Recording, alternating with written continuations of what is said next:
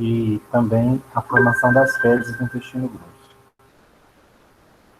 Nós fizemos na aula passada a digestão de carboidratos, então nós vimos que o amido e o glicogênio sofrem inúmeras quebras até se transformarem em glicoses livres. A lactose é separada, a glicose é separada da galactose para serem absorvidas, e no caso da sacarose, a glicose é separada da frutose para que as duas sejam absorvidas. Essas são moléculas relacionadas que no nosso corpo serão degradadas, né, serão decompostas para a produção de energia. Então, no final, elas acabam se transformando em gás carbônico, em água. E as enzimas que fazem a última parte da quebra dos carboidratos, as enzimas que quebram disacarídeos, né, como a maltose, a sacarose, que também é um disacarídeo, e a lactose, que também é um disacarídeo, são enzimas produzidas pelo enterócito, né, a própria célula intestinal que vai absorver os monossacarídeos. As enzimas são lactase, sacarase, maltase. Agora, nós vamos para um processo digestivo que ele impressiona um pouco pela quantidade de enzimas. Tá? Então, se vocês focarem nos nomes das enzimas, vão falar, nossa, mas é muito difícil. Não é. Na verdade, é até um processo digestivo mais simples do que o dos carboidratos, que é a digestão de proteínas. A questão é que proteínas, as cadeias polipeptídicas, podem ser muito grandes. E como eu disse para vocês, os nossos enterócitos, a célula intestinal, ela só consegue absorver, idealmente, aminoácidos livres. Até é possível que a parede intestinal absorva 2 aminoácidos ligados um no outro, o que a gente chama de dipeptídeo. E o máximo tamanho que pode ser absorvido na parede do intestino é um tripeptídeo, ou seja, 3 aminoácidos ligados uns aos outros. Esse é o tamanho maior. Só que, por exemplo, gente, nós temos proteína com milhares de aminoácidos.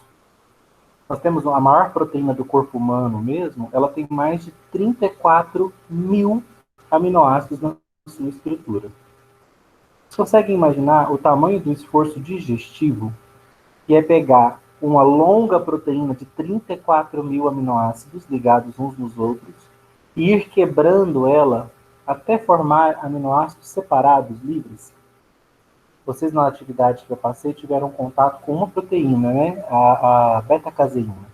Beta-caseína é um exemplo de uma proteína relativamente pequena, 209 aminoácidos. Consegue mais comparar isso com uma proteína de 34 mil aminoácidos? Nós temos proteínas que chegam nesse tamanho, né, com milhares de aminoácidos. E quando ingeridas, as nossas enzimas digestivas vão começar a quebrar essas grandes proteínas. Vocês viram que no estômago, a digestão de proteínas começa. Quem se lembra qual era a enzima que quebra proteínas no estômago? Pepsina. A pepsina, né? Lembra que ela faz um corte muito grosseiro? Ela pega essas proteínas enormes e quebra em pedaços de 50 aminoácidos, mais ou menos, de tamanho, de comprimento. Então, agora, quando o alimento passa ao duodeno, ao intestino fino, um grande conjunto de enzimas vão atacar esses peptídeos, inteiros ou quebrados pela pepsina no estômago. Então, não pensem que a pepsina no estômago quebra todas as proteínas, ela não consegue sozinha. As que ela consegue atingir, ela vai clivar em pedaços menores. Começar, né, um processo de quebra. Mas ela não vai conseguir quebrar tudo. Então, o que chega no intestino de polipeptídeos, né? Polipeptídeo é sinônimo de proteína, mesma coisa. Polipeptídeo ou proteínas. Essas longas cadeias, quando chegam no intestino, vão ser quebradas. E vão ser quebradas por enzimas pancreáticas, tá? Então, mais uma vez, a célula I vai produzir colecistocinina, vai estimular as células glandulares do pâncreas a produzirem enzimas digestivas capazes de quebrar proteínas. Quem são essas enzimas que quebram proteínas? A gente lembra que aqui na digestão dos carboidratos, eu apresentei para vocês a primeira enzima pancreática. Eu falei, gente, o pâncreas produz 11 enzimas digestivas. Vocês estão conhecendo de cara a amilase pancreática. Quem são? Agora nós vamos conhecer mais 5. O pâncreas também produz essas 5 enzimas aqui, gente. Todas elas são responsáveis por quebrar proteínas.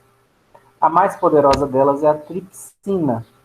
Além da tripsina, a gente tem a quimiotripsina, a carboxipolipeptidase A, carboxipolipeptidase B e elastase. São 5 enzimas. Quem produz? Suco pancreático. Qual é a função delas? Quebrar os polipeptídeos até pequenos peptídeos.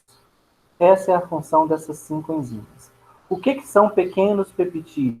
Eu queria que vocês anotassem aí. Eu posso considerar um pequeno peptídeo um pedaço de proteína que tenha cerca de 10 aminoácidos apenas. Tá?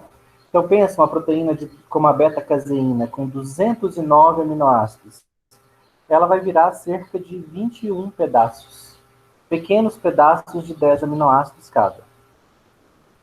Essa proteína de 34 mil aminoácidos, depois do ataque dessas 5 enzimas, ela vai acabar se tornando pequenos peptídeos, ou seja, pedaços com não mais que 10 aminoácidos. Conseguem imaginar uma proteína, gente?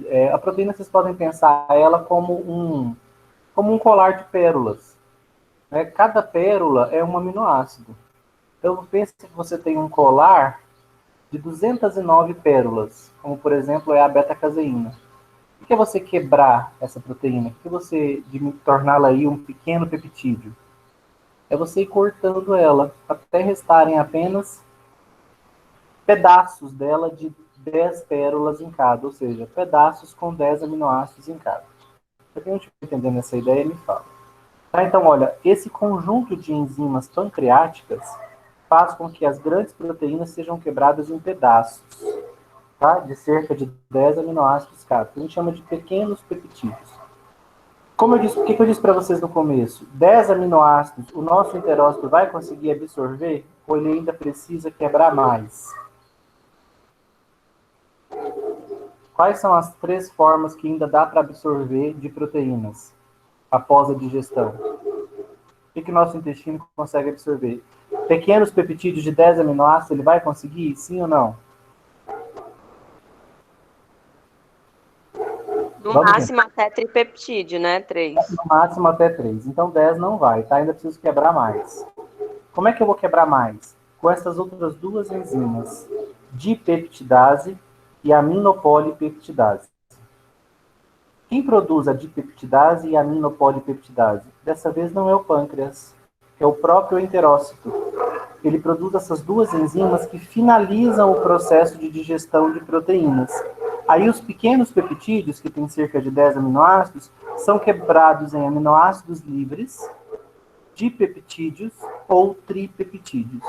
Nessas 3 formas, em quaisquer uma delas, aminoácidos livres, dipeptídeos ou tripeptídeos, quaisquer dessas formas é absorvível, vai acabar vindo para a corrente sanguínea. O nosso corpo vai usar esses aminoácidos, gente, para produzir as nossas próprias proteínas. Oi, pode falar. A Samira está tentando entrar e não está conseguindo até agora. Samira, vamos ver se ela... parece que não escutei barulho de ninguém entrando. Ah, tá aqui. Eu também escutei o somzinho. Samira...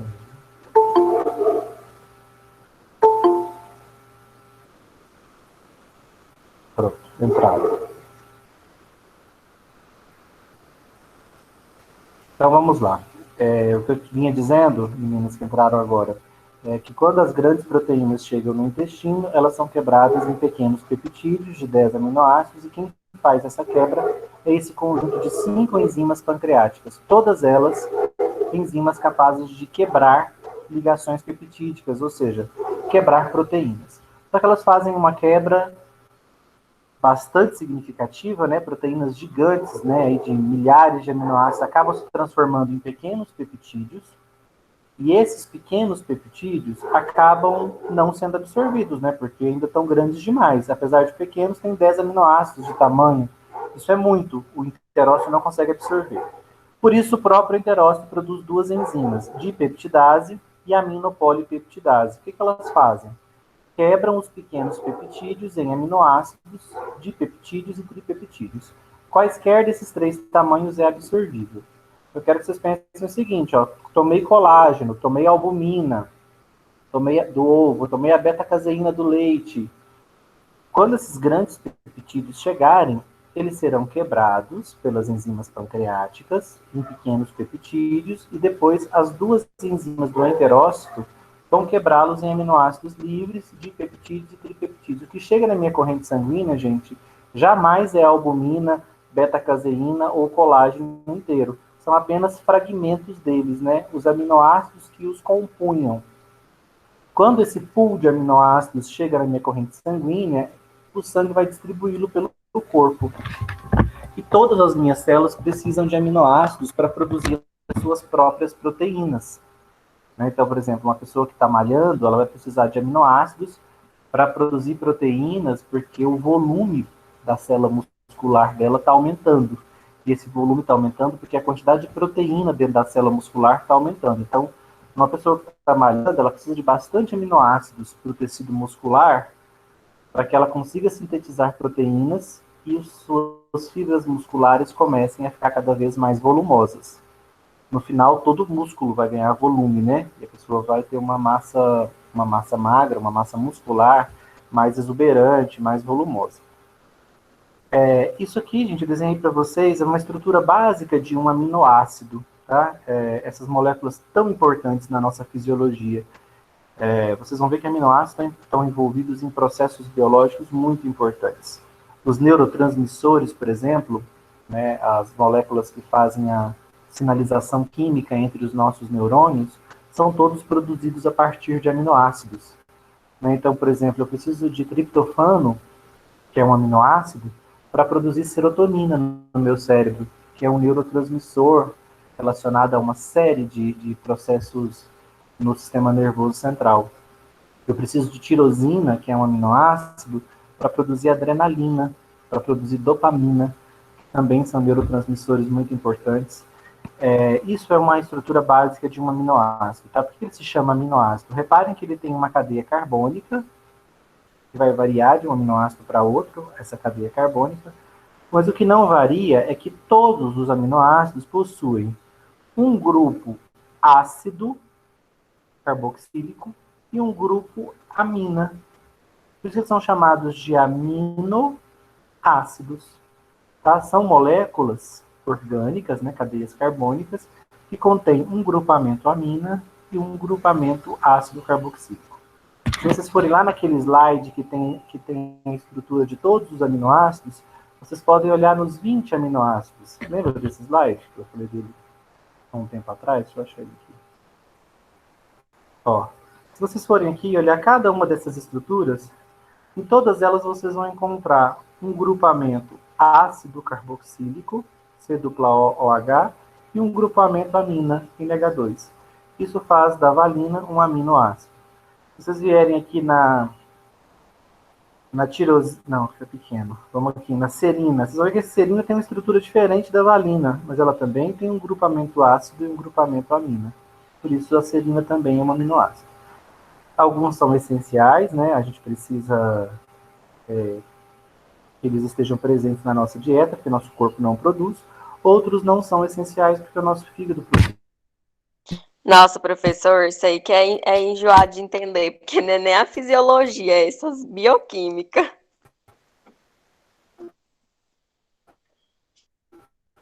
Só para vocês terem uma ideia da nomenclatura, né? Que às vezes o aluno fica a vida inteira falando aminoácido, aí fica todo perdido.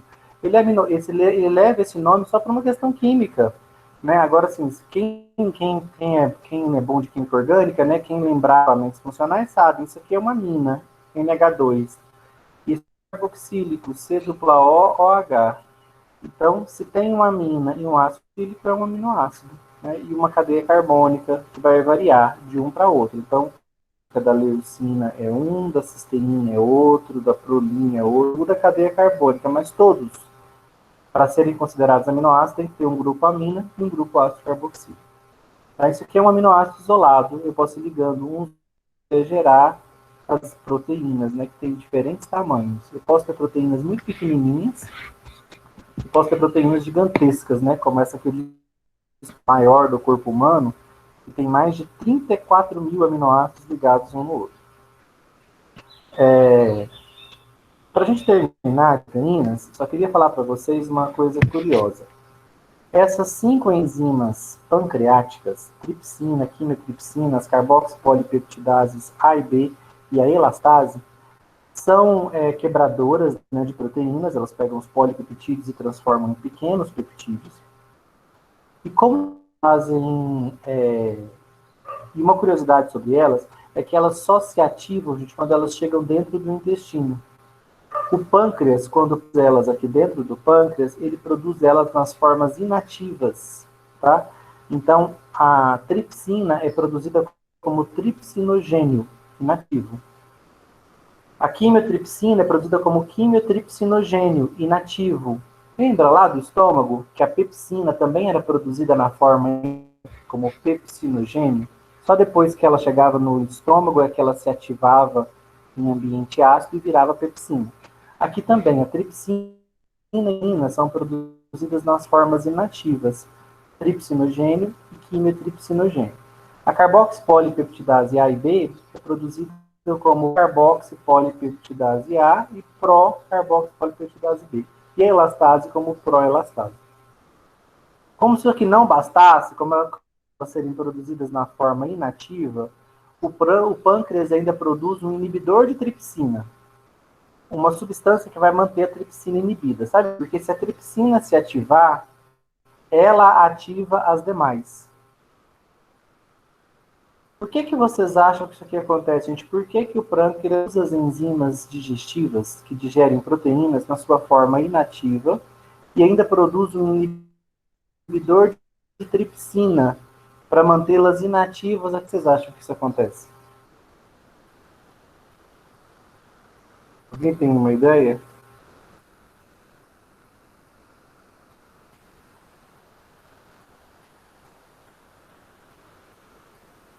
Não sei, professor, se ela ser ativada, no caso tripsinogênio ativar os outros, vão ficar quebrando todas as proteínas? Acontece. A gente morre se isso acontecer. Porque, gente, se a tripsina se ativar dentro do pâncreas, ela se virar tripsina, ele sai ativando a quimiotripsina, as carboxipolipeptidases e a elastase. Com isso, essas enzimas ativas aqui dentro do pâncreas, elas vão digerir o próprio pâncreas. Porque são enzimas que quebram proteínas, e as células são feitas de proteínas. Então ela começa as proteínas das próprias células pancreáticas. O indivíduo vai ter uma pancreatite aguda e vai falecer. Então, é fundamental que essas enzimas inativas até o interior do intestino, e uma vez aqui dentro do intestino, o próprio enterócito produz uma enzima chamada enterocinase. O que a enterocinase faz? Ela ativa a tripsina. Basta que ela ative a tripsina, e a tripsina sairá ativando as demais. Se todas elas estiverem ativas, elas vão começar a quebrar as grandes proteínas em oligopeptídeos, que tem cerca de 50 aminoácidos, depois em pequenos peptídeos, que tem cerca de 10 aminoácidos. No final, duas enzimas dos enterócitos, a dipeptidase e a aminopeptidase, terminam nos peptídeos e aminoácidos livres, dipeptídeos e tripeptídeos. E essas formas são absorvidas para o sangue. Nos chegar apenas aminoácidos livres, tá? Porque a própria célula que absorve os di e tripeptídeos já separa eles e lança no sangue ácidos livres, isolados. Dúvidas, gente? Entenderam essa parte sobre a digestão das proteínas? Sim. Nenhuma dúvida? Pegaram essa ideia de que a proteína é um grande colar de contas, um grande rosário, né? Com contas, e eu tenho que ir separando cada conta até gerar, né, os aminoácidos livres, que são moléculas pequenas o suficiente para serem pelos enterócitos e lançadas no nosso sangue. Esse processo de quebra de proteínas precisa ser eterno, né? Quando a gente tiver, nós temos que estar digerindo proteínas e absorvendo aminoácidos. porque a nossa síntese proteica é muito intensa. Então, eu preciso estar sintetizando proteínas, emissores, enfim, substâncias que serão produzidas a partir dos aminoácidos. Tá certo? Lembre-se sempre que as enzimas, nós já conhecemos agora, ó, 6 pancreáticas das 11, né? Olha, a gente conheceu a amilase pancreática e agora a quimiotripsina, carboxipolipeptidase A e B e também a elastase. Essas aqui digerem proteínas e a amilase digere o glicogênio. Quero chamar a atenção para você, tanto na digestão dos carboidratos como na digestão das proteínas, vocês repararam que ela começa com enzimas pancreáticas e termina com enzimas produzidas por quem? Ó? Pelo enterócito. O mesmo aqui acontece com a questão dos polissacarídeos, dos grandes açúcares, o amido e o glicogênio. A digestão deles começa com uma enzima pancreática, a amilase, e com uma enzima que o próprio enterócito produz, a maltase, glicoses livres. E essas glicoses vão ser a principal do nosso corpo. Proteínas, né, aminoácidos, nós estamos absorvendo justamente para poder sintetizar as proteínas e os nossos neurotransmissores são substâncias que o nosso corpo produz a partir de aminoácidos. Neurotransmissores como serotonina, adrenalina, noradrenalina, são produzidos a partir de aminoácidos. E as nossas próprias proteínas, né? Hormônios como a insulina, controla o metabolismo de açúcares, a insulina é uma proteína. Nós vamos precisar de aminoácidos que vêm da nossa dieta para produzir as nossas insulinas, né? As nossas moléculas, para controlar o nosso metabolismo. Nós temos uma série de hormônios proteicos, né? Então nós vamos produzir esses hormônios que são usando os aminoácidos que nós absorvemos na nossa dieta. Tudo certo aqui? Então vamos para a digestão de gorduras. Muda a página aí, né? Vai para o desenho de digestão de gorduras, digestão dos lipídios. Então, a gente está vendo aqui o interior do intestino fino. E não sei se vocês entenderam a ideia aqui do desenho, mas eu tentei fazer ele o mais didático possível. Vocês repararam que eu desenhei as gorduras formando uma grande bolha? Se vocês notarem, gente, sempre que você mistura o bolo, ele é uma solução aquosa, né? Porque a gente ingere os alimentos ricos em água, muitas vezes com sucos, com líquidos. Então, o bolo alimentar é uma solução aquosa. Como é que a gordura se comporta em uma solução aquosa, gente? Como é que os óleos se comportam quando colocados em uma solução aquosa? Eles se misturam ou eles formam uma fase distinta? Fase distinta. Eles se separam.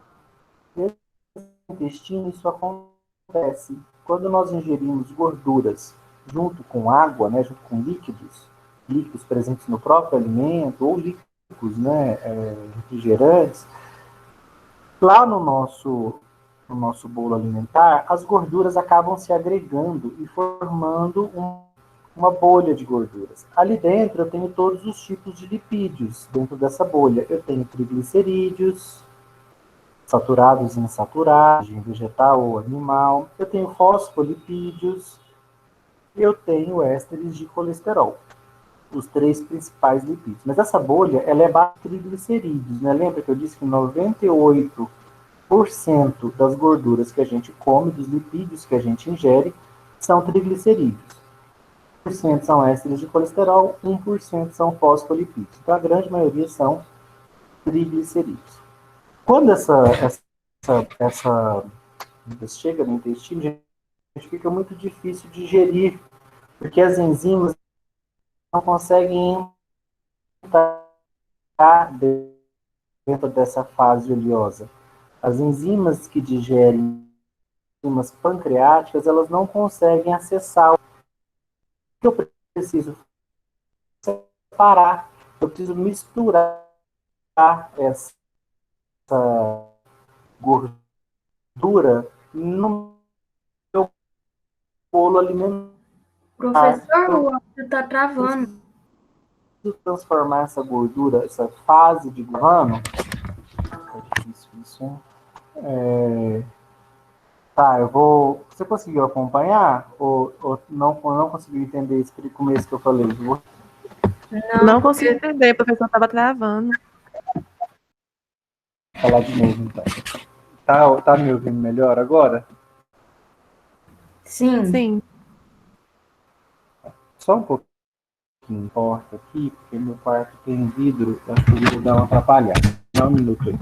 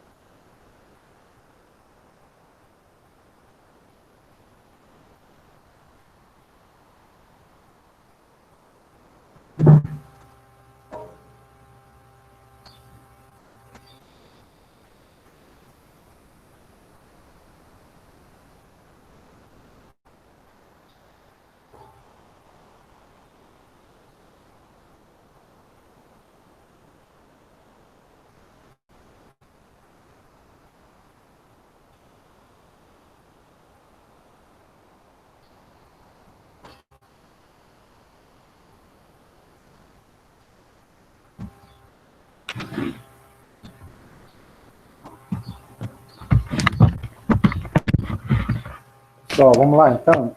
Estão me ouvindo? Sim. Sim.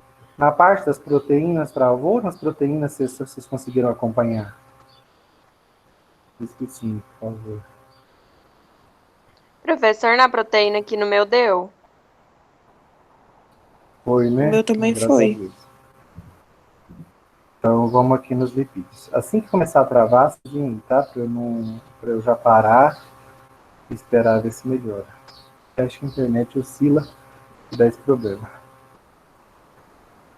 Então vamos lá. O que eu estava dizendo para vocês, acho que vocês chegaram a ouvir essa parte, né? Que alguém me respondeu, que as gorduras formam uma em água.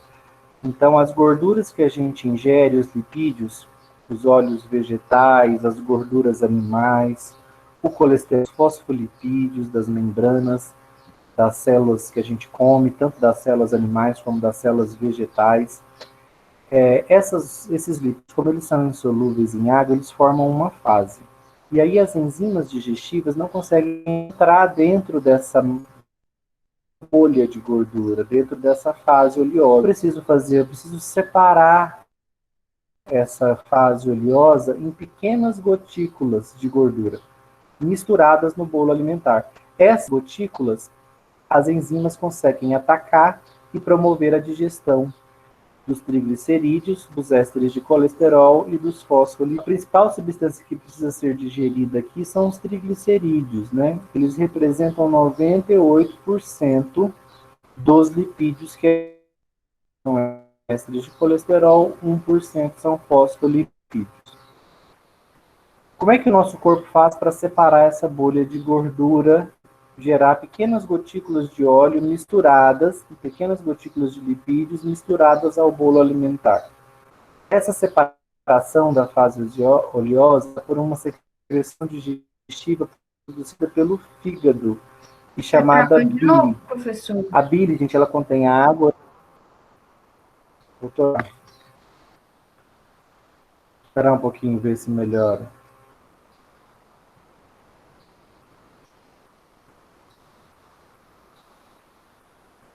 A bile, gente, vê se vocês estão me ouvindo. Agora sim. Não? Continua Não. travando? Melhorou. Tá, então vamos continuar. A bile, gente, é uma solução produzida pelo hepatócito, a célula do fígado. Então, o hepatócito, ele produz bile. A bile é armazenada na vesícula biliar, tá? A vesícula produz bile, isso é um erro. Quem produz bile é o hepatócito, é o fígado, a célula do fígado. A bile é apenas acumulada na vesícula e quando o alimento chega ao intestino, a bile é lançada no intestino. O que a bile faz, gente? Ela emulsifica essa bolha de gordura. O que é emulsificar? É separar essa grande fase aqui de gorduras em pequenas gotículas que se misturam no bolo alimentar. Antes elas não estavam misturadas, elas estavam formando uma fase separada da água. Como é que elas se misturem? Gente, vocês conhecem alguma substância do dia a dia de vocês que, se você colocar na gordura, ela separa a gordura, mistura a gordura com a água? O detergente? O detergente. A bile, gente, esse efeito emulsificante é o mesmo que detergente. Quem já lavou uma panela cheia de gorduras, né, com água, você sabe que quando você põe água numa panela cheia de gorduras, por exemplo, uma panela, quando você coloca a água, as gorduras sobem e formam uma fase por cima da água. Se você gotejar, né, colocar uma gota de detergente, vocês vão ver que quando a gota de detergente bater na fase oleosa, ela abre. Por que abre e faz aquele buraco no meio da gordura? Porque ali a gente fez com que a gordura se misturasse com a água. É isso que a bile faz, tá? A bile possui, além de água e íons, substâncias chamadas de sais biliares. São os sais biliares que serão responsáveis por separar essa grande fase gordurosa em pequenas gotas que se misturam ao bolo alimentar. Então essa é a função da bile. Desfazer a fase oleosa que se forma, né, as grandes acúmulos de gordura, em pequenas gotículas misturadas ao bolo alimentar. Essas pequenas gotículas a gente consegue quebrar as gorduras presentes nelas. Lembrando que tem 3 tipos de gorduras, né, basicamente: triglicerídeos, fosfatos e ésteres de colesterol. Vamos ver como é que eles são digeridos, gente. As gorduras, diferentemente das proteínas e dos carboidratos, elas são exclusivamente digeridas, né? Os lipídios, eles são exclusivamente digeridos por enzimas pancreáticas. Então fica mais fácil a enzima do enterócito no meio. Lembra que carboidrato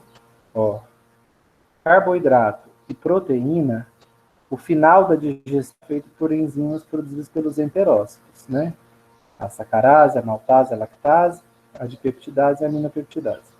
Aqui na digestão de gordura, as enzimas pancreáticas vão fazer a quebra completa de gorduras. Então, vamos lá. Os triglicerídeos, que representam 98% de gorduras que a gente come, ou triglicerídeos de origem vegetal, como os óleos de soja, canola, o azeite, o óleo de coco, ou triglicerídeos de origem animal, como a gordura a banha do porco, a gordura da picanha, né, da carne bovina, do frango, enfim. Os triglicerídeos, sejam eles de origem vegetal ou animal, eles vão ser quebrados pela lipase em ácidos graxos e uma molécula de glicerol. Cada triglicerídeo é separado em 3 ácidos graxos e uma molécula de glicerol. Os ácidos graxos serão absorvidos pelo intestino. O triglicerídeo não. Não sei se vocês se lembram dessa estrutura. Eu tenho ela aqui para mostrar para vocês. Ó, isso aqui é um triglicerídeo, gente. Ó, um glicerol aqui em azul, em 3 ácidos graxos. 1 ácido graxo, 2 ácidos graxos, 3 ácidos graxos. Essa molécula, o triglicerídeo, é muito grande. Eu não consigo absorvê-la. O que é a digestão? O que a lipase faz? A lipase é uma enzima pancreática que quebra essa ligação aqui, ó. Aqui, aqui e aqui. Então, ela vai separar essa molécula, o glicerol, e vai separar essas 3 ácidos graxos. Então, o que eu vou absorver no final das contas é esse ácido graxo, esse e esse, mais uma molécula de glicerol. Então, esse é o papel da lipase. Quebrar os ácidos graxos em uma molécula de... Quebrar os triglicerídeos em ácidos graxos e glicerol. Conseguiram entender o papel da lipase? Ela quebra os triglicerídeos. A lipase é a principal enzima digestiva de gorduras, porque a principal gordura, o principal lipídio ingerido na nossa dieta são os triglicerídeos. Os ésteres de colesterol são quebrados pela colesterol esterase, tá? Ficou ruim, mas é colesterol esterase. O que a colesterol esterase faz? Ela é mais uma enzima pancreática que vai separar o colesterol, né, a ligação éster do colesterol, e aí você gera colesterol livre. A molécula de colesterol livre a gente é capaz de absorver. E, enfim, os fosfolipídios, que tem uma estrutura parecida com a do triglicerídeo, só que tem uma ligação com um fosfato. Então, os fosfolipídios vão ser quebrados por fosfolipases. Ase, gente, é sempre uma terminação que indica enzima, né? Ó, lipase, colesterol esterase e fosfolipase. A fosfolipase quebra os fosfolipídios em ácidos graxos, só que só dois, né? 2 ácidos graxos, glicerol. No terceiro ácido graxo, o fosfolipídio tem um fosfato. Então, na quebra do fosfolipídio, ao invés de eu ter 3 ácidos graxos, quando eu quebro o triglicerídeo, na quebra do fosfolipídio eu gero apenas 2 ácidos graxos, um glicerol e um fosfato. Deixa eu ver se eu tenho um triglicerídeo para mostrar para vocês. Tá. Olha aqui, ó, um triglicerídeo. Aqui está a molécula do glicerol. Ele desenhou para o lado de baixo 2 cadeias de ácidos graxos, ó, no glicerol. 1, 2. Igual o triglicerídeo. Ele tem o glicerol ligado em 1, 2, 3 cadeias de ácido graxo. O fosfolipídio ele só tem 1, 2. No lugar que estaria a terceira,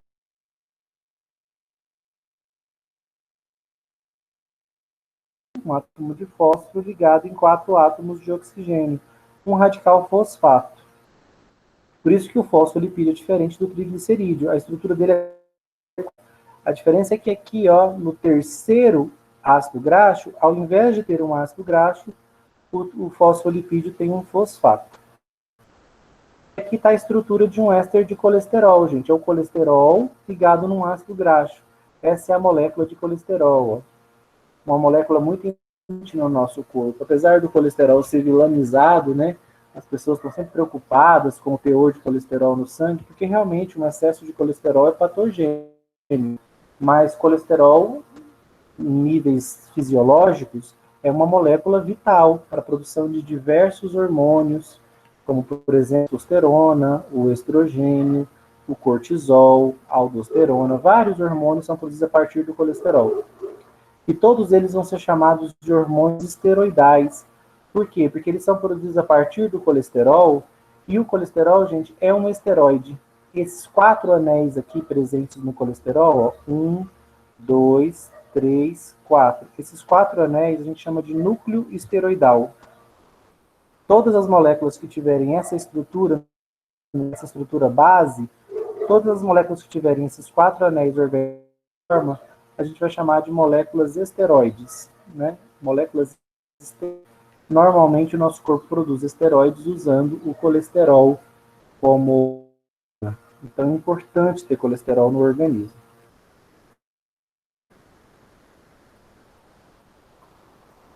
Os ácidos graxos, o glicerol, o fosfato, o colesterol livre, tudo isso vai ser absorvido, gente. E agora aqui tem uma imensa diferença.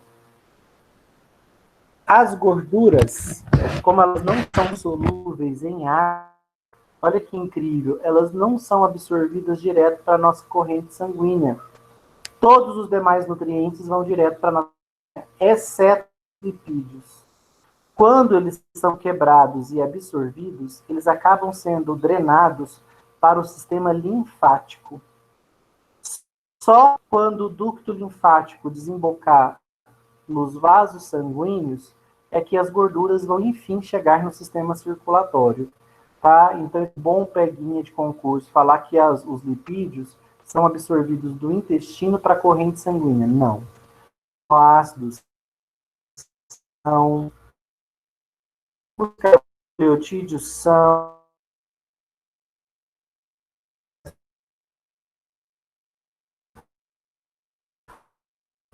passam para o Travou, linfático, vai professor. lançar.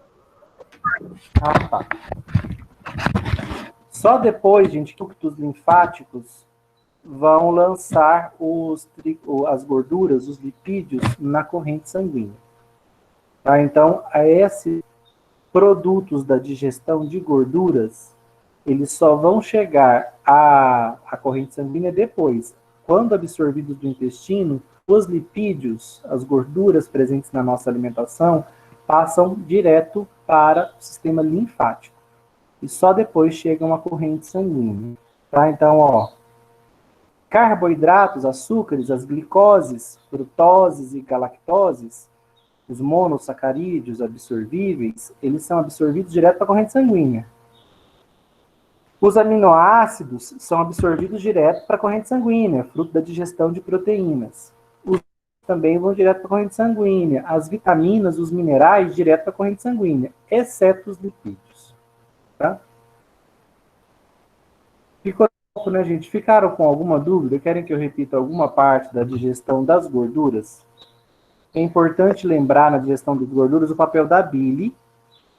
Separa essa fase gordurosa, ela tem um efeito emulsificante, que é um efeito detergente-like, né? Parece com o efeito do detergente. Um efeito emulsificante, ela separa a gordura em essa fase gordurosa, em pequenas gotículas, e essas gotículas são atacadas pelas enzimas pancreáticas que digerem os lipídios. Quem são elas? Lipase, colesterol esterase e fosfolipase. Cada uma quebra um tipo de lipídio, né? Lipase quebra triglicerídeo, colesterol esterase quebra ésteres de colesterol e fosfolipase quebra fosfolipídios.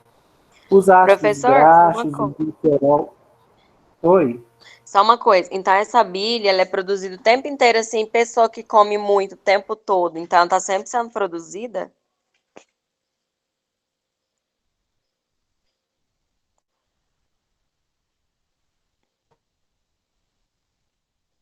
Está sendo lançada no intestino o tempo todo, fica no fígado e é guardada na vesícula biliar. Ela fica aqui armazenada.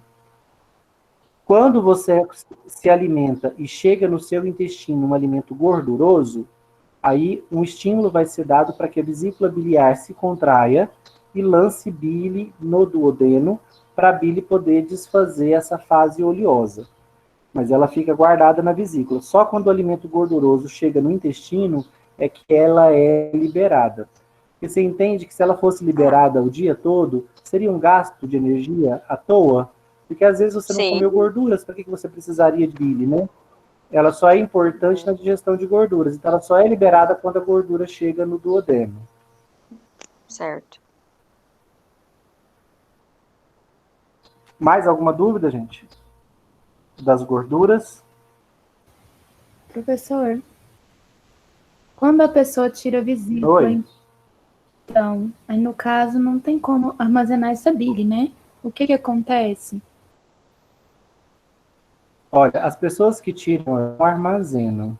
Então elas vão ter o que a sua colega falou aí, elas acabam tendo um fluxo de bile constante aqui pro duodeno, né? Só que em pequenas quantidades. Você consegue entender que quando eu armazeno, a hora que a gordura chega, eu consigo lançar uma grande quantidade de bile de uma vez? Que estava armazenado, né? Quando eu tiro a vesícula, eu perco essa capacidade de armazenar. Então, quando a gordura chega, o fígado vai liberar pequenas quantidades de bile aqui, porque ele não conseguiu acumular, ele não conseguiu armazenar. Então, é o seguinte, você acorda de manhã e come um pão repleto de manteiga, de leite. Então, agora que essa gordura chegar no seu intestino, a vesícula esvazia e libera um monte de bile lá no seu estômago, no seu duodeno, para desfazer essa fase oleosa. E aí você só vai comer no almoço, daqui a 4 horas. Então, seu fígado tem tempo de produzir mais bile e estocar aqui na vesícula. Quando você retira a vesícula, você perde essa estocagem. Então, acaba que a quantidade de bile lançada no duodeno não é uma bile em volume, né? Num volume grande, porque você não conseguiu armazenar. Essas pessoas, elas têm dificuldade de ingerir um alimento gorduroso. E quando esse alimento gorduroso chegar no intestino, a digestão dele vai ser difícil, porque ela vai demorar para desfazer essa fase oleosa. Porque não vai vir uma quantidade grande de bile. A bile vai vir chegando aos poucos. Então a digestão vai ficar bem mais dificultada. Esses indivíduos que te retiram a vesícula, eles têm uma digestão de gorduras mais demorada, e por isso um excesso de gorduras na dieta pode tornar o processo digestivo desconfortável para essas pessoas. A bile, gente, como ela fica acumulada aqui dentro, e ela contém sais biliares, ela contém água, íons, entre esses íons pode ter cálcio, e acaba podendo formar pequenos cristais de cálcio com sais biliares aqui dentro da vesícula. Esses cristais de sais biliares e cálcio, eles vão ficando cada vez maiores e formam cálculos, as famosas pedras na vesícula, né?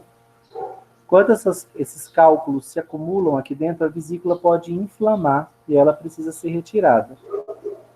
A presença dos cálculos aqui, gente, é perigosa, tá? Inclusive, pode até ser fatal, porque um cálculo pode descer pelo ducto biliar, e reparem que antes de chegar no duodeno, o ducto biliar é comum com o ducto pancreático, tá? São o mesmo ducto. Então, se esse cálculo biliar obstrui aqui, ó, se ele para, o que vai acontecer? Ele vai represar a bile, mas também vai represar quem, gente? Qual a outra solução digestiva que também vai ser represada? O Suco pancreático. pancreático. Qual que é o problema de eu represar o suco pancreático? Vou dar uma dica. Qual que é o problema de represar o suco pancreático? Eu posso acabar, gente, ativando as enzimas que digerem proteínas, especialmente a tripsina, dentro do pâncreas, se o suco pancreático ficar represado aqui dentro. O inibidor de tripsina perde o efeito, a tripsina se ativa e sai ativando as demais proteínas que digerem proteínas, né? As enzimas que digerem proteínas. Se elas se ativarem, adquirirem essa forma aqui dentro do pâncreas, como eu já disse, elas vão digerir o próprio pâncreas e o indivíduo vai ter uma pancreatite aguda, uma doença fulminante. Então, de forma nenhuma eu posso obstruir esse ducto e deixar o suco pancreático represado dentro do pâncreas. Porque a tripsina vai se ativar, vai ativar as demais enzimas que digerem proteínas e vai começar um processo digestivo do próprio pâncreas. Então, os cálculos biliares são formados, gente, basicamente por sais biliares e por cálcio, tá? Cálcio é um mineral que se acumula, ele forma cristais, vai agregando com sais biliares e pode formar pedras, né? Que a gente chama, na verdade, o termo técnico são cálculos biliares. Também podem ser formados lá nos rins, né? Nos rins eles recebem o nome de cálculos renais. Uma última informação que eu quero que vocês anotem sobre a bile, gente, é que ela também é uma via de excreção, tá? Substâncias que o fígado metaboliza, principalmente moléculas estranhas ao corpo, como medicamentos, pesticidas, venenos. Essas substâncias o fígado pode metabolizar, o hepatócito, né, que é a célula do fígado, e jogar fora do corpo junto com a bile, tá? Ele lança aqui no duodeno para que essas substâncias vão embora do corpo pelas fezes. Então a bile, além de conter sais biliares que emulsificam as gorduras, os lipídios, a bile também é uma via de excreção, assim como a urina, tá? Então a bile carrega para fora do nosso corpo metabólitos, excretas, substâncias que a gente não precisa mais e que o fígado está jogando fora. A nossa principal via de excreção dessas substâncias é a urina. O rim consegue produzir para jogar fora as excretas. Mas a bile também é uma via de excreção, tá? Muitos medicamentos, muitos venenos são eliminados do corpo através da bile e vão embora nas fezes, tá? Não esqueçam que a bile é também um veículo de excreção, especialmente de substâncias lipídicas, gordurosas. Substâncias insolúveis em água podem ser eliminadas do corpo através da bile. Então, a bile também é uma via de excreção. Não esqueçam de anotar isso aí. E não esqueçam que os produtos da digestão de gorduras, os ácidos graxos, o glicerol, o colesterol livre, essas substâncias são absorvidas não diretamente para a corrente sanguínea, mas para o sistema linfático. Só depois é que elas vão ser lançadas na corrente sanguínea, quando o ducto linfático se ligar a um vaso sanguíneo. Ok com a digestão de gorduras? Mais alguma dúvida?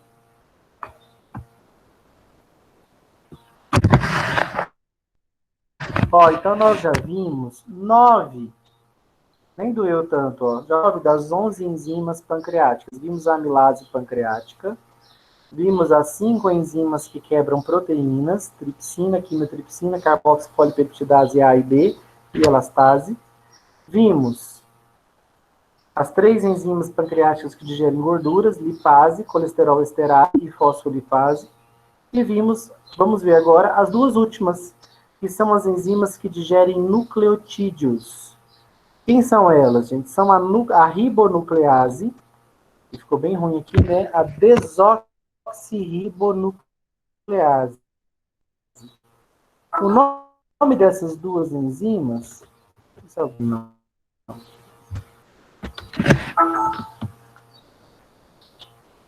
Ó, o nome dessas 2 enzimas... Que barulho é esse?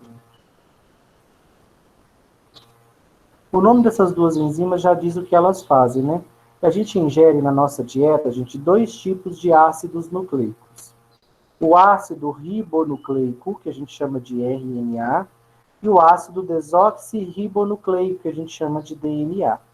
Então, quando você come uma picanha, você está comendo células animais. No núcleo de cada uma dessas células tem DNA e tem RNA. Quando você come uma cenoura, você está comendo células vegetais. No núcleo de cada uma dessas células tem RNA e tem DNA. O que é o RNA, gente? Ele é uma cadeia de nucleotídeos, uma cadeia simples de nucleotídeos, um nucleotídeo ligado no outro.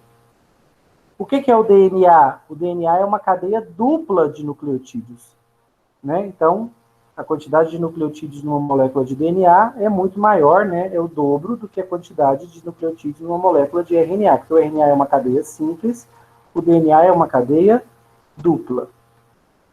Essa cadeia de nucleotídeos, gente, é muito grande. Nosso enterócito não consegue absorver. Então, quando os nucleotídeos, quando os ácidos nucleicos, né, RNA e DNA, eles vão precisar ser quebrados. O que é quebrar o ácido nucleico RNA e DNA? Separar cada um dos nucleotídeos. Quebrar aqui, aqui, aqui, aqui, até eu gerar nucleotídeos isolados. Eu vou ter que quebrar as 2 cadeias e separar os isolados. Aqui, o nome das enzimas é bem didático, né? A enzima pancreática que digere o RNA se chama ribonuclease. A enzima pancreática que digere o ácido desoxirribonucleico, que é o DNA, é chamado de desoxirribonuclease. Então, são 2 nucleases, gente. Elas quebram substâncias presentes no núcleo da célula, né? O que tem no núcleo da célula? RNA e DNA. Então, a nuclease que quebra RNA se chama ribonuclease. A nuclease que quebra DNA se chama desoxirribonuclease. O que elas vão gerar? Nucleotídeos isolados. E esses nucleotídeos são absorvidos para a corrente sanguínea. O que o nosso corpo vai fazer com esse nucleotídeo, gente? Ele vai produzir as nossas próprias moléculas de DNA e de RNA. Pensa uma mulher grávida. Uma mulher gestante, ela tem que gerar dentro do útero dela um outro organismo, um outro ser humano, com trilhões de células. Consegue imaginar a quantidade de nucleotídeos que essa mulher precisa? Porque cada célula do bebê que ela está formando, dentro do núcleo das células dele, tem DNA e RNA. Então, ela precisa de muitos nucleotídeos para ela conseguir formar esse novo ser. Então, por isso que muitas mulheres fazem até uma suplementação com ácido fólico, porque ele é uma substância que está envolvida na produção de nucleotídeos. Uma gestante precisa produzir muitos nucleotídeos porque ela está gerando um novo ser. Ela precisa de muitos aminoácidos, porque pensa o tanto de proteínas que ela está produzindo. para formar as células do bebê, ela precisa de carboidratos. Pensa no gasto energético envolvido na geração de um novo ser, né, de um outro organismo.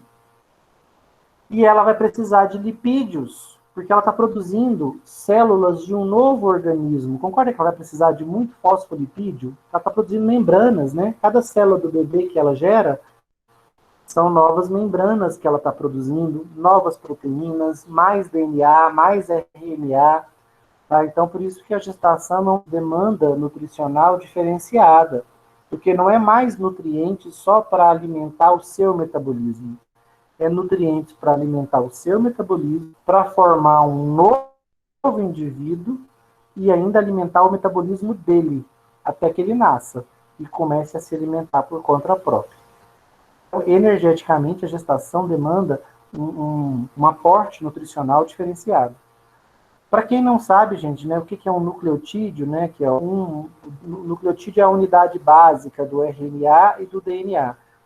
O RNA é uma cadeia simples, o DNA é uma cadeia dupla de nucleotídeos. Mas o que é essa molécula, nucleotídeo, que a gente consegue absorver e vem para a nossa corrente sanguínea?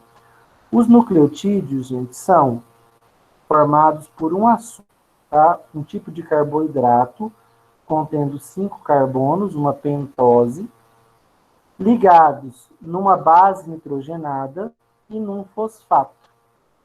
Base nitrogenada porque ela é uma molécula orgânica que tem um nitrogênio incorporado, por isso uma base nitrogenada. As bases nitrogenadas que existem são timina, adenina, guanina, citosina, vocês já ouviram falar desde o ensino médio. Então, o que compõe um nucleotídeo? É uma base nitrogenada, como por exemplo a adenina, ligada num carboidrato, que pode ser uma ribose ou uma desoxirribose. Se for no DNA, no RNA, será uma ribose. Se for no DNA, será uma desoxirribose. Mas são dois carboidratos diferentes. Se for ribose, o nucleotídeo vai fazer parte de um RNA. Se for uma desoxirribose, o nucleotídeo vai compor uma molécula de DNA. A última parte de... Então, o nucleotídeo é uma molécula complexa, né? São 3 estruturas unidas. Um fosfato, um carboidrato e uma base nitrogenada. Isso é um nucleotídeo.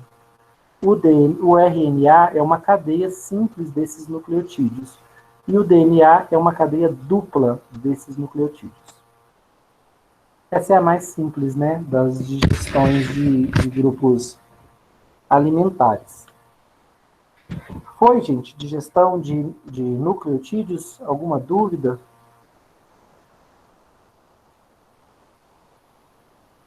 Tranquilo. Tranquilíssimo? Mais ninguém tem dúvidas? 49 pessoas? 48, né? Porque uma sou eu. Professor, Oi. você pode explicar a formação do nucleotídeo de novo? Ó, o nucleotídeo, ele é formado por 3 partes, tá? Uma delas é um fosfato. O fosfato, vocês vão ver que ele é um grupo químico, né, um radical presente em diversas moléculas biológicas. É um fosfato, a gente já viu um fosfato lá no fosfolipídio, né? O nucleotídeo também tem um fosfato, que é um fósforo ligado em 4 oxigênios. Esse fosfato está ligado em um carboidrato. Essa estrutura aqui de 5 carbonos é um carboidrato, que se chama pentose. Pent de 5, né? De penta. Então tem 5 carbonos, é um açúcar, e esse açúcar varia, tá? No RNA, esse açúcar é uma ribose. Na molécula de DNA, é outro tipo de açúcar, uma desoxirribose. Por isso que o RNA se chama ácido ribonucleico, porque ele tem uma ribose. E o DNA se chama ácido desoxirribonucleico, porque ele tem uma desoxirribose. Então muda o açúcar. E esse açúcar central na molécula do nucleotídeo, ele está ligado de um lado com o fosfato e do outro lado ele está ligado em uma base nitrogenada. Essa base nitrogenada nada mais é do que moléculas orgânicas que têm um nitrogênio, pelo menos um nitrogênio ligado na sua estrutura. As bases nitrogenadas que existem são a timina, a adenina, a citosina, a guanina. Eu acho que eu tenho uma imagem aqui de ácidos nucleicos bem boa.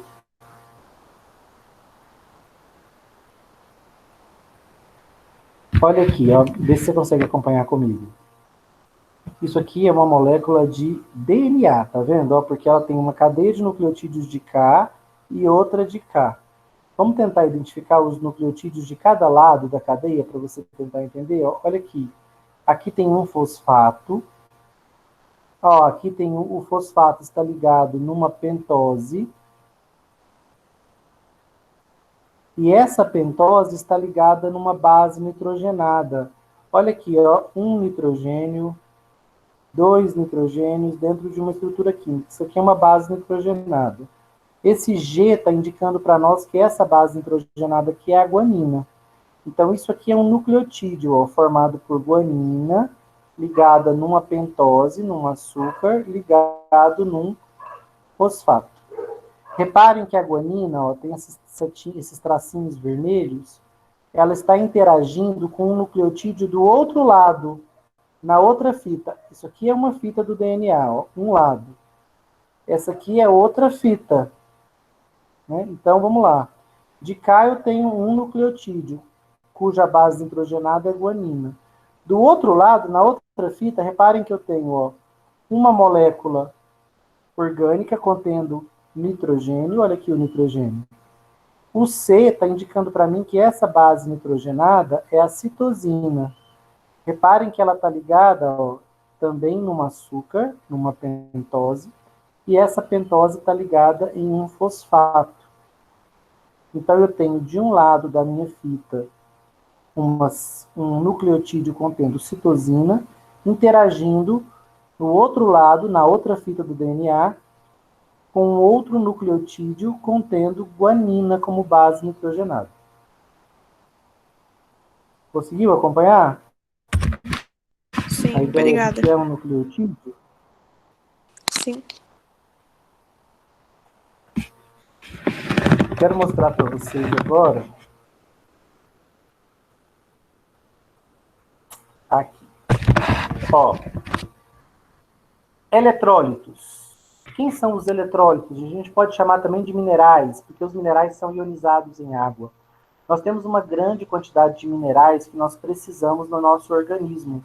Eu vou citar só alguns muito importantes. Olha aqui, ó, o sódio, o cloreto, o potássio. Esses são alguns dos minerais importantes na nossa dieta. Olha aqui, o bicarbonato, o HCO3-, que vocês já viram lá presente no muco. Sódio, potássio, cloreto.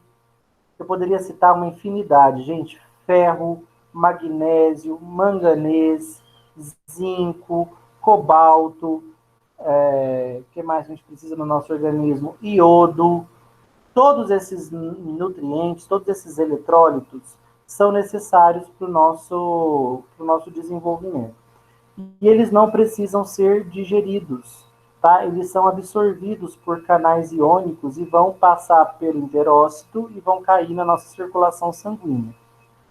Onde a gente absorve eletrólitos no nosso trato gastrointestinal? Gente, especialmente no jejuno e no ilho. Tá? Lembra que o intestino fino tem 3 partes, né? Duodeno, jejuno e ilho. O duodeno não é uma boa área para absorção de minerais, de eletrólitos.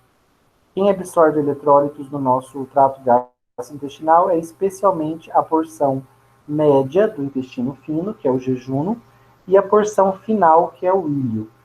Então, dos minerais, eu só quero que vocês saibam isso, ó, que eles são absorvidos no jejuno e no ilho. É o sítio de absorção dos minerais.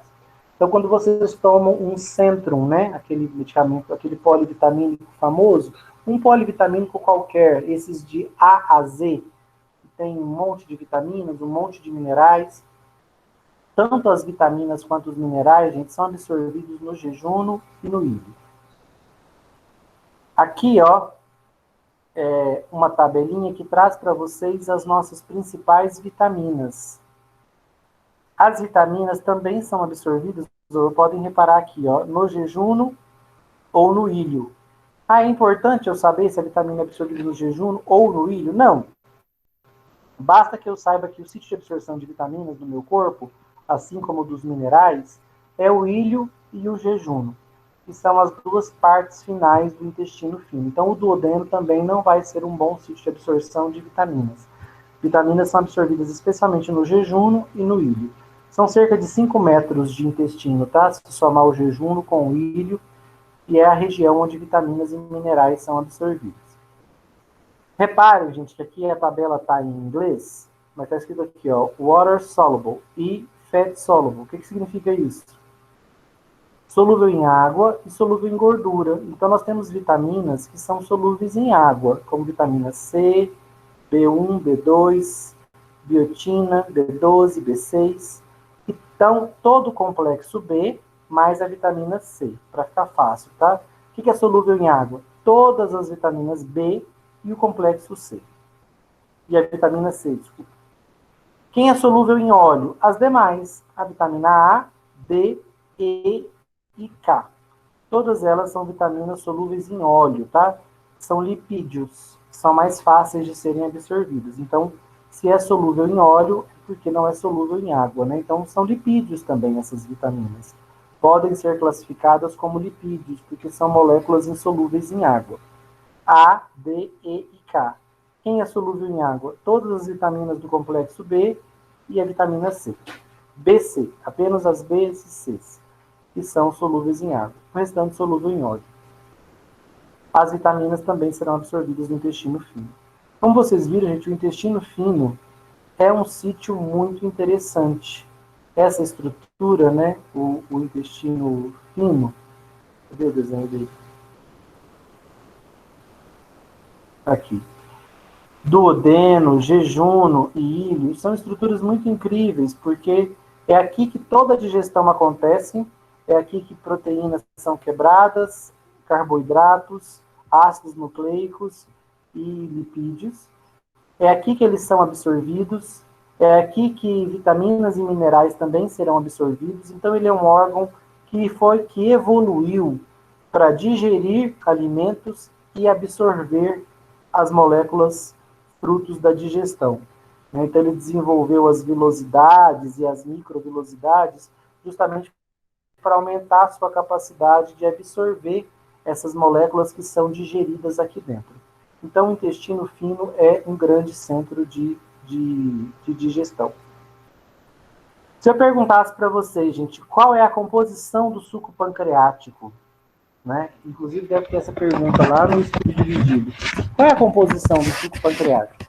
Ora, se ele é um suco biológico, ele tem água e íons. Né? Eu falei que sempre a composição básica de qualquer solução biológica é água e íons. Então, o suco pancreático tem água e íons. Só que ele também tem quem, ó? Lembra?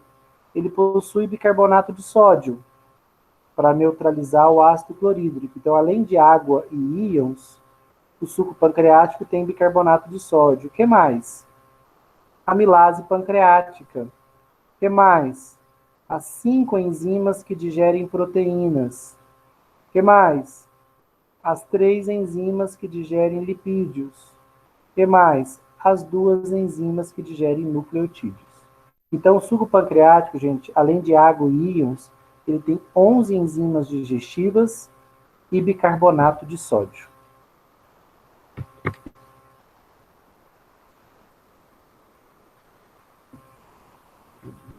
Vamos lá. Suco pancreático. Ele tem 11 enzimas digestivas,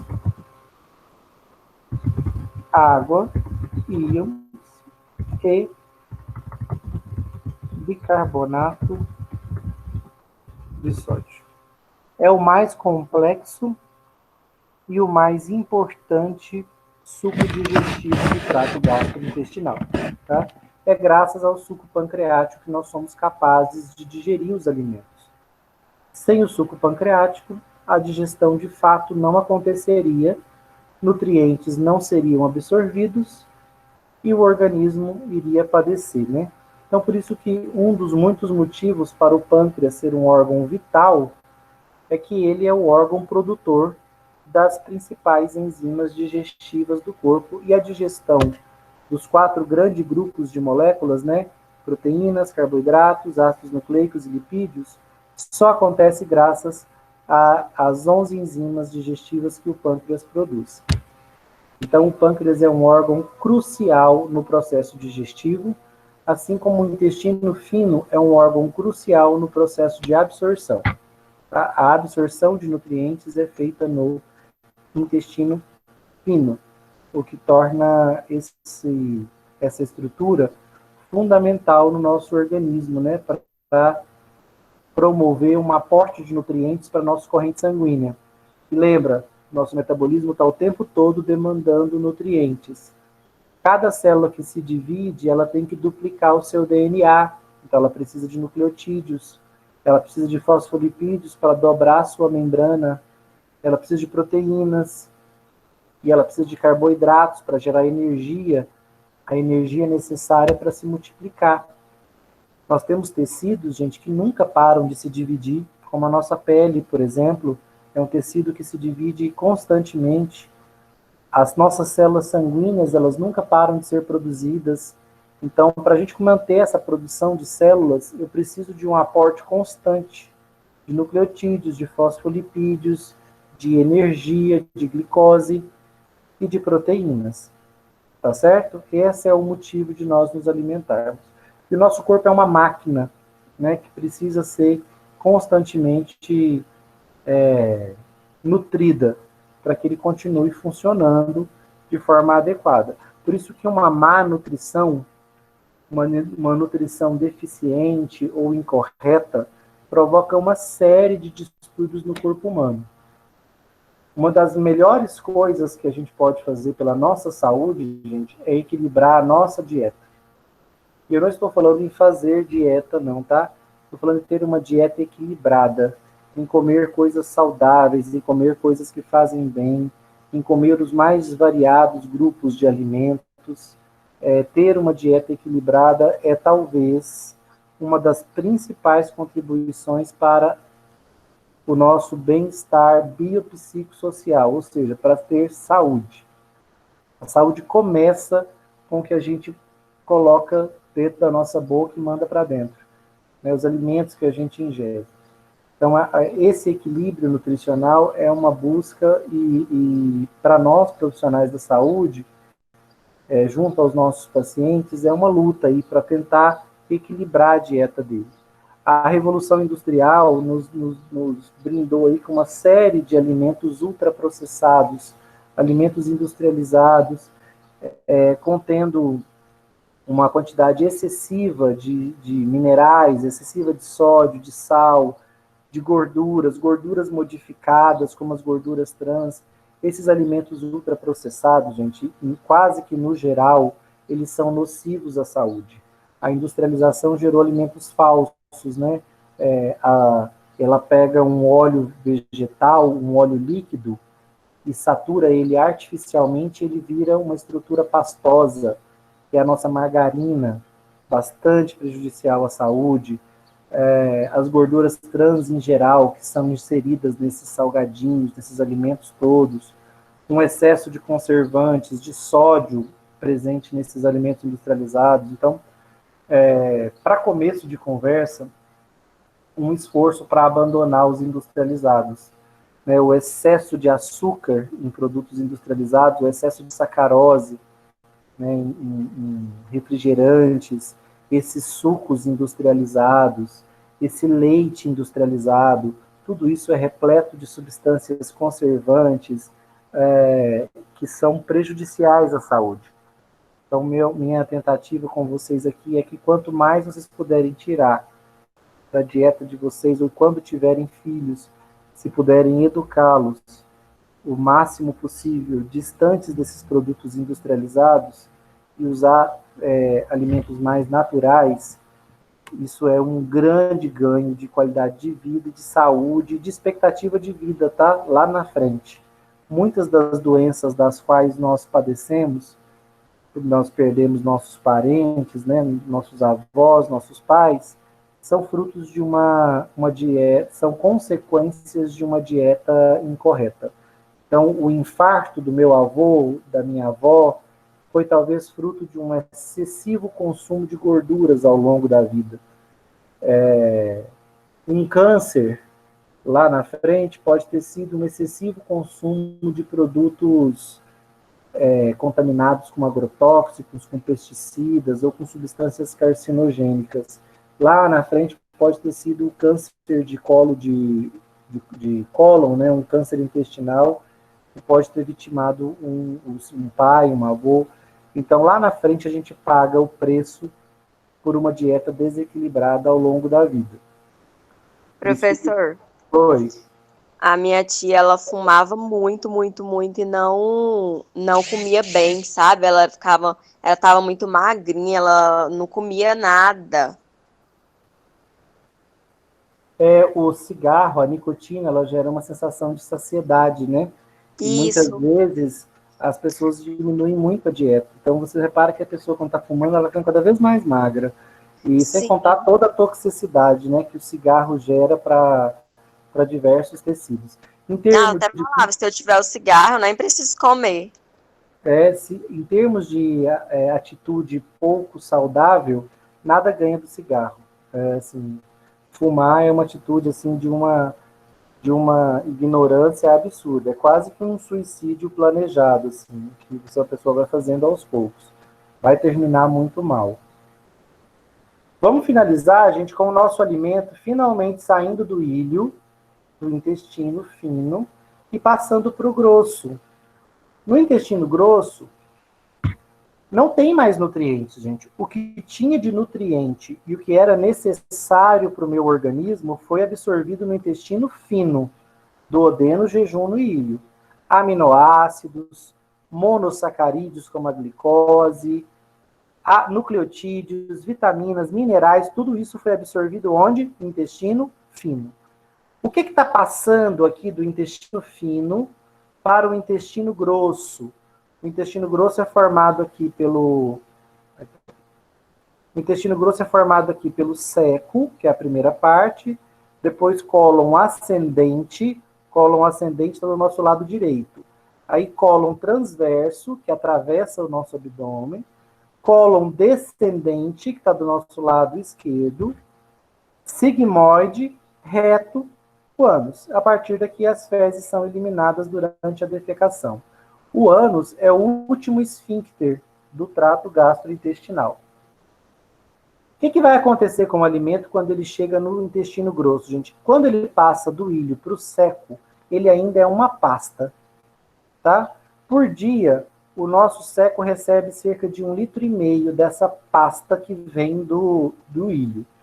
Só que essa pasta, ela não possui mais nutrientes. O que tem nela? Um pouco de gordura, tá? Porque nem toda gordura é absorvida. Um pouco dos lipídios acaba chegando aqui no seco, especialmente para pessoas que têm uma dieta muito rica em gorduras. Cloreto de sódio, tá? NaCl, ainda chega aqui. Então, nem todo o cloreto e nem todo o sódio é absorvido.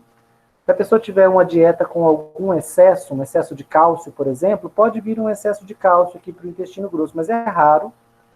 E o restante, gente, são fibras alimentares que a gente não digere. Eu quero que vocês destaquem aí especialmente a celulose, tá? A celulose, que é um carboidrato produzido pelos vegetais, nós não somos capazes de digerir a celulose. Tipo então, ela milho? faz parte... Oi? Tipo a Tipo casquinha do milho é um exemplo de celulose.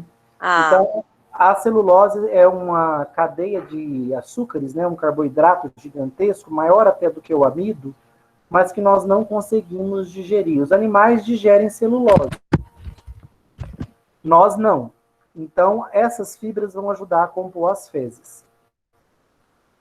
Quando esse alimento chega, então, o bolo alimentar chega ao intestino grosso, ele já não tem mais nutrientes, só que ele ainda é pastoso.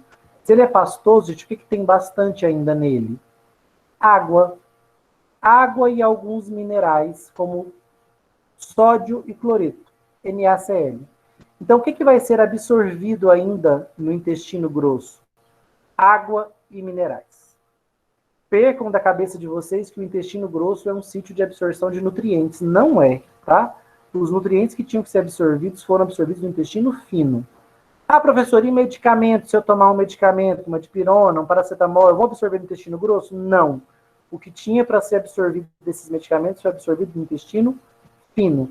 Não chega a molécula de medicamento aqui no intestino grosso. A menos que seja um medicamento para agir dentro do intestino, ele não é absorvido. E o que vai acontecer então, gente, à medida que no nosso intestino grosso, aqui no cólon ascendente, a água e os minerais que restam, né, especialmente escreve, ó, Na+, Cl-, sódio e cloreto. São os dois minerais que vão ser de fato absorvidos no intestino grosso e água. À medida que a água vai sendo drenada pelo intestino grosso, essa massa pastosa vai começando a formar pequenos grumos sólidos. Esses grumos, gente, eles vão se misturando ao muco, porque o intestino grosso tem uma barreira mucosa muito espessa.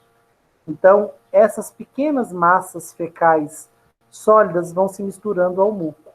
E à medida que o intestino vai se contraindo, essas massas vão se juntando. Eu tentei desenhar isso aqui para vocês, ó. Inicialmente, as pequenas massas fecais estavam separadas, mas elas vão se misturando ao muco e vão grudando umas nas outras. Ó, aqui tem 3, aqui tem 3. Logo, elas vão se grudando umas nas outras. Eu representei aqui em amarelo, ó, o muco. O muco intestinal aqui vai funcionar como uma cola para ajudar a grudar um bolo fecal no outro. E à medida que a peristalse vai acontecendo, ou seja, que a contração das paredes do intestino grosso vão acontecendo, ele vai espremendo essas massas fecais umas contra as outras. E aí elas vão grudando, até formar uma massa fecal completa, né? Fezes, até formar fezes propriamente ditas. Na primeira parte aqui do intestino grosso, ó, seco, cólon ascendente e um pedaço do transverso, a gente chama de cólons absortivos. Por quê? Porque está absorvendo água. Daqui para frente, a gente chama de cólon de armazenamento, ou seja, o finalzinho do transverso, o descendente, o sigmoide e o reto. Por que de armazenamento? Porque aqui as fezes já estão formadas. Então, esse cólon aqui, esse final do intestino grosso, está basicamente armazenando fezes prontas, já formadas. Os bolos, os pequenos grumos fecais já se uniram com o muco e formaram uma massa sólida. Essa massa, gente, ela vai ser evacuada quando fezes chegarem ao reto. O grande estímulo para a gente evacuar, para a gente defecar, é quando as fezes chegam ao reto. A chegada de fezes ao reto vai fazer com que o nosso ânus relaxe. Só que o ânus ele tem 2 esfíncteres. Um interno, que é músculo involuntário. Então, as fezes chegaram no reto, o esfíncter interno relaxa. E aí a defecação aconteceria. Para nossa sorte, o nosso ânus é o único esfíncter do trato gastrointestinal que tem dupla camada. Ele tem uma camada de músculo liso, que é involuntário, mas ele tem uma camada externa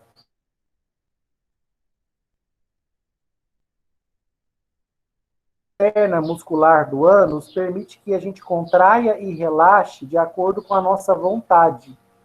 Então, mesmo que as fezes cheguem no reto e o nosso esfíncter interno relaxe, a gente consegue controlar a defecção mantendo, de acordo com a nossa vontade, o esfíncter anal externo contraído, porque ele é controlado pela vontade. Ok? Só que musculatura esquelética, a gente fadiga. Você não consegue mantê-la contraída por muito tempo. Quem faz musculação aí sabe, ó. A musculatura esquelética, ela obedece à sua vontade. Você pega uma halter ali, levanta ele uma vez, 2, 3, 4, ele vai obedecendo à sua vontade. Mas vai chegar uma hora que ele vai fadigar. Você vai querer levantá-lo, mas o halter, mas o seu músculo, o seu bíceps não vai te obedecer. Por quê? Porque ele fadigou. Ele não tem mais força de contração. Você vai precisar parar, descansar, para depois retomar o exercício outra vez. No caso do esfíncter anal externo, você consegue, ó, as fezes chegaram no reto e você está no ônibus, longe da sua casa. O esfíncter anal interno relaxa, porque é músculo liso. E você vai, com a sua vontade, né, contrair o esfíncter externo. Você não quer defecar dentro do ônibus. E você vai mantê-lo contraído. Mas o que vai acontecer com a musculatura esquelética? Você vai conseguir contraí-la por um tempo. Vai chegar uma hora que ela não vai conseguir manter a contração mais. Ele vai fadigar. Quando ele fadigar, ele vai relaxar. Independente de você ter chegado ou não a um banheiro, quando o esfíncter externo relaxar, o interno já estava relaxado. As fezes que estavam presentes nos retos vão descer e vão sair pelo ânus num processo que a gente chama de defecação. Se você já estiver no banheiro, ótimo. Se não, vai cagar na roupa, né? Literalmente. Quem nunca, né? O processo de defecação, gente, quando ele acontece, o que nós estamos esvaziando? A gente está esvaziando o reto, o cólon sigmoide e o descendente. Então, as fezes que estão em toda essa região, desde o cólon descendente, sigmoide, reto, elas são eliminadas. A gente esvazia essa alça, tá? Essa parte do intestino grosso. Então, toda defecação é acompanhada do esvaziamento dessa parte do intestino grosso. Professor, Oi. no caso, o pessoal que fala que tem o intestino preso, né, que é o intestino ressecado, então ele tem menos produção desse muco?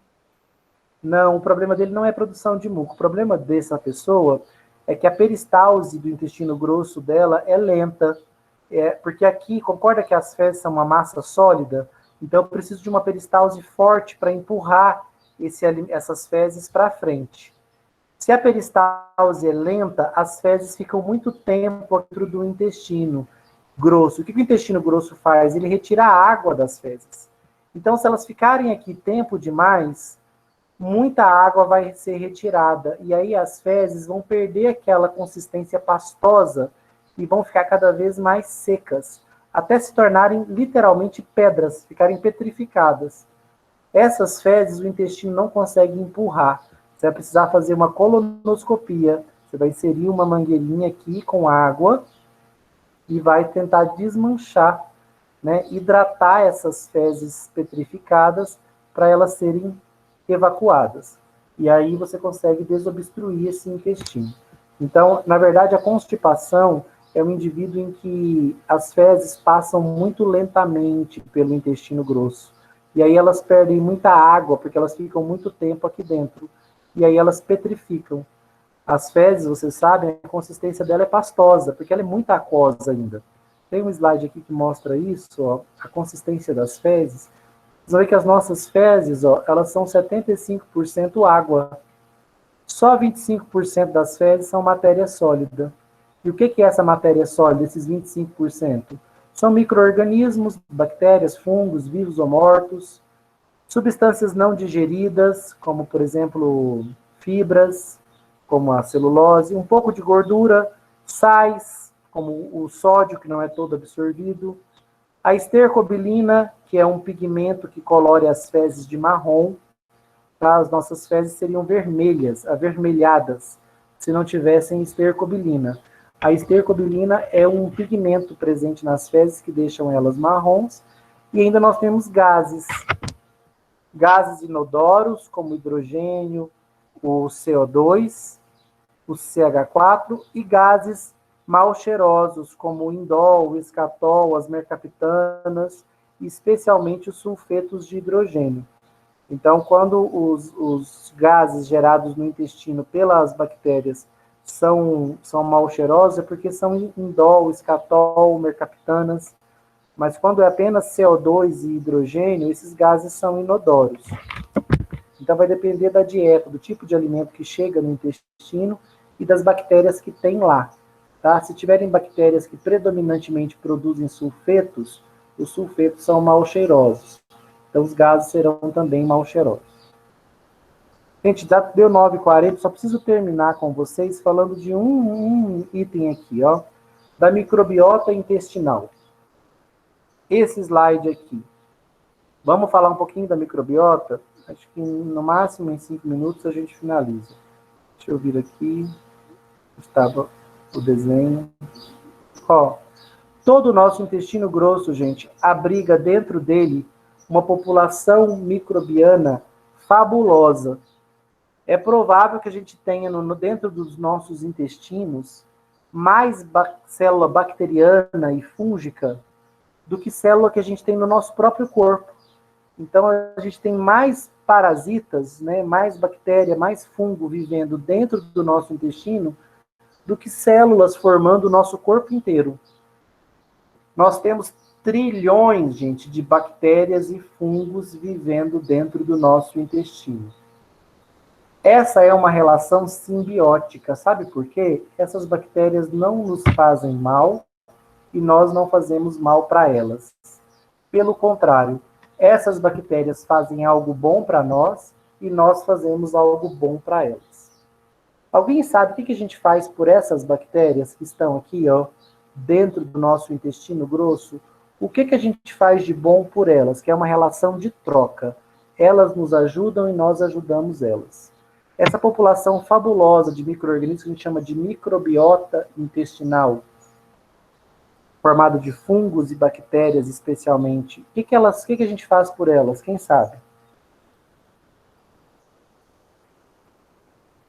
Eu falei que é uma relação de mútuo benefício.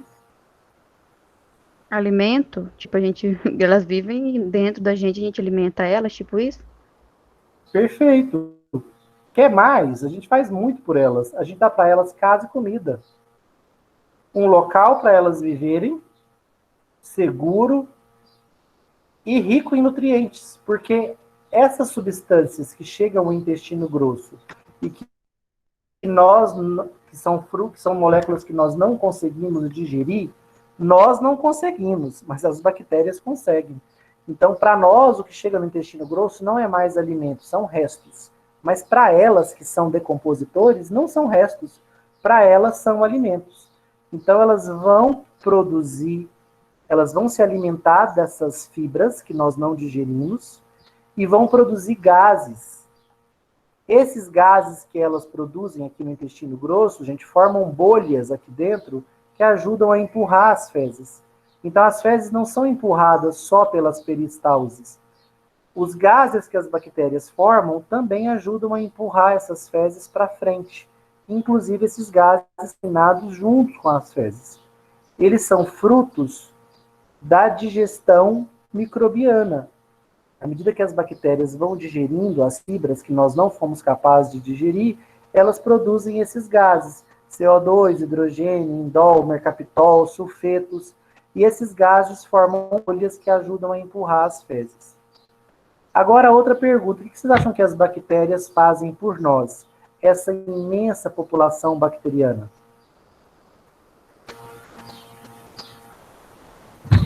Essas bactérias que vivem dentro do nosso intestino, a gente chama de bactérias boas. Bactérias não patogênicas. Sabe por quê? Porque elas vivem aqui dentro e elas não provocam nenhuma infecção na gente.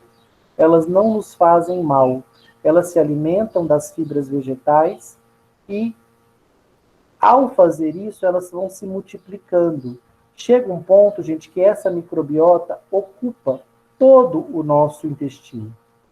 Então, o nosso intestino é densamente povoado por essas bactérias. E aí está a grande contribuição que ela faz para nós.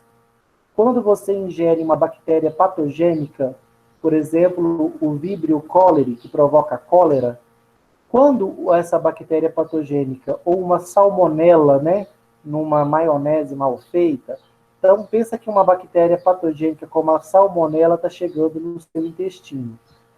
Sabe por que a salmonela muitas vezes não vai conseguir gerar uma infecção intestinal? Porque quando a salmonela que estava presente nessa maionese mal feita chegar aqui no seu intestino, ela vai ter um problema. Ela não vai ter lugar e nem alimento para ela se estabelecer e se multiplicar. Por quê? Porque todos os lugares foram ocupados pela microbiota. Essa é a grande contribuição para nós. Ela ocupa de forma tão densa o nosso intestino que quando uma bactéria patogênica chega, ela não consegue se multiplicar, porque falta alimento e falta espaço. Então, a microbiota, que são bactérias boas, né, nos protegendo da proliferação de bactérias más. Então, quem são as boas bactérias? São bifidobactérias, Escherichia coli e lactobacilos. Tem até um iogurte que a gente toma que traz lactobacilos. Agora, ruim, como um enterococcus, por exemplo, um clostridium chega no seu intestino, ele pode gerar uma infecção intestinal, porque ele se prolifera e ataca as paredes do intestino. Isso gera um processo inflamatório. Tanto que quando você tem uma diarreia, o prescritor vai te passar um repositor de flora. O que você está tomando quando toma um repositor de flora? Você está tomando bactérias boas, fungos bons, que não agridem a parede do seu intestino, que formam a sua microbiota. Por que você está tomando essa reposição de flora? Para eles reocuparem o seu intestino e não darem espaço para uma bactéria ruim se multiplicar. Tá? Para a gente finalizar, quando a gente toma antibióticos para matar bactérias, infelizmente, né, um antibiótico não separa a bactéria boa da ruim. Então, o antibiótico ele vai lá no seu intestino e mata a microbiota boa. Por isso que é muito comum, depois de tomar antibacterianos, a gente ter uma diarreia. Por quê? Porque a nossa microbiota boa é atacada pelo antibiótico, ela diminui de quantidade, e aí sobra espaço para bactérias ruins se multiplicarem. Elas se multiplicam e geram uma infecção intestinal. Tá? Então, uma microbiota densa e saudável é importante para nos proteger das bactérias ruins. Olha que interessante, é bactéria nos protegendo de bactéria. Mas são bactérias que estão em equilíbrio com o nosso organismo, que são inofensivas, nos protegendo de bactérias que podem provocar infecções graves. Como que elas nos protegem? Porque elas ocupam todo o espaço do intestino e consomem todo o alimento. Quando a bactéria ruim chega, ela não tem espaço e nem alimento para ela se desenvolver. Tá bom? Essa é a famosa microbiota intestinal. A gente forma ela desde o momento que a gente nasce, e quando ela se desarranja, nós temos quadros de desequilíbrio intestinal, né, de diarreias, de infecções intestinais. Importante manter uma microbiota saudável. Tem pessoas que têm até o hábito de ingerir repositores de flora, para manter a sua microbiota sempre equilibrada, sempre saudável, para evitar a ocorrência de infecções intestinais. Certinho, gente? Era isso para nós terminarmos a nossa aula 3. E o intestino grosso era tema da nossa aula 4, né? Que era a aula de intestino grosso. Então, ficou faltando para nós concluirmos a nossa aula de fígado, tá? Que é a aula de sistema hepático. Nós vamos ver sistema hepático na semana de vista, tá? Na próxima semana, porque nós não temos mais aula, né? Essa semana. E semana que vem já é semana de prova. Então, para não ter confusão, vocês não vão precisar fazer nada na última aula da apostila, na aula de fígado, e fígado não vai cair na prova. Na prova de vocês só vai cair trato gastrointestinal.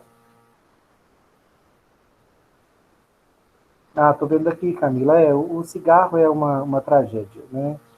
E o final é esse mesmo, câncer de boca, de esôfago, de traqueia, de pulmão, ou enfisema pulmonar, que também é fatal.